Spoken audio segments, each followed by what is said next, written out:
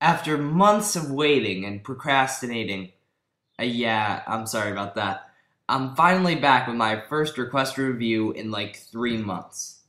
Hello and welcome to my long overdue and long awaited review of Flight of the Navigator. This review has been requested by Optimus Prime Fan 84, who's probably been steaming at me in rage all these months. I'm sorry, man. Here you go. Unfortunately, I couldn't find a downloadable version of the trailer for this movie, so unfortunately, this is gonna have to be an only audio review. Basic premise for this movie is that there's this little 12-year-old boy, and on the 4th of July, he goes looking for his brother, and he falls into a ditch. He wakes up to find that it's 12 years later, and he hasn't aged one bit. His parents have moved, everyone's aged besides him. So, of course, those pesky government scientists get a hold of him and lock him away in NASA to run tests on him. And they find all these alien codes and star charts in his head. Figures. Anyway, he finds himself on a ship that NASA's keeping, like an alien ship, through this calling from this machine. And he winds up on the ship with this very HAL 9000-esque thing, which he names Max, who's voiced by Paul Reubens, aka Pee Wee Herman. The two of them go on a wild adventure that basically consists of them flying around for a bit and then going home.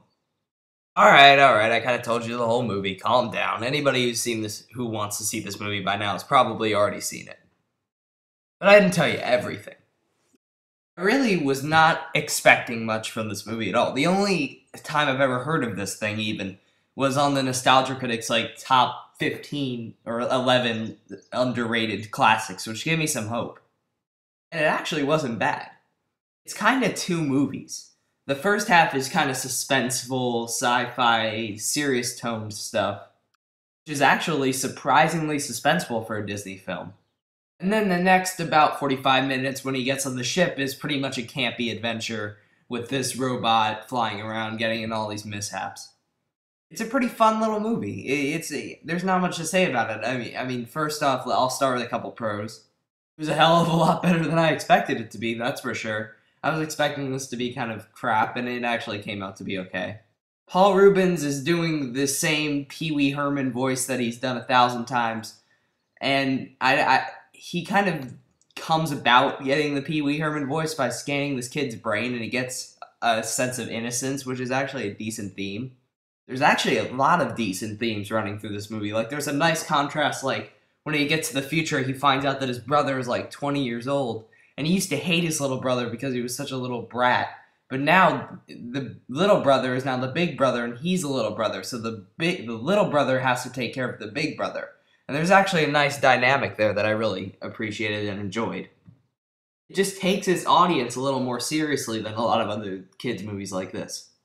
And I had a fun time watching it. But there's one big con that really detracts from this film, and that's the lead kid actor. I believe this kid's name is Joey Carmer, I think. He's kind of awful in this movie. I'm happy a little bit with the angle they took on him because he's a scared kid. He's not one of these kids that's cracking jokes throughout the entire movie. He's actually legitimately scared and frightened by what's going on around him. Because when you're in NASA being tested on, not so fun. But this kid was a wimp. All he did throughout the entire first half of the movie was cry and whine. And this kid's about 12 years old in the film. And I know 12-year-olds can be a little wimpy, but still. You think he would find some fun in being in this situation, but no, he just sits around, whines and cries, and his voice gets really annoying. In the second half, there's this odd character change where he goes from being this scared, annoying little kid to having the time of his life in like 3 seconds. I swear to God, if I have to hear, I want to go home one more time today, I'm gonna get a migraine. And while it is cool, like I said earlier, that Paul Reubens is doing a Pee Wee voice, Pee Wee gets on my nerves sometimes. A lot. And in this movie, it's no different. But overall, this was actually a decent movie. It was fun, it was kind of campy, but it was enjoyable.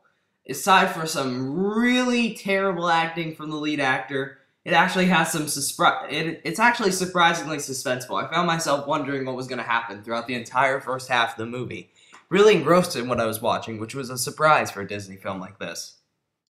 Now, I've heard they're considering remaking this, which I think is a terrible idea because I don't see any more potential in the storyline than what they did here.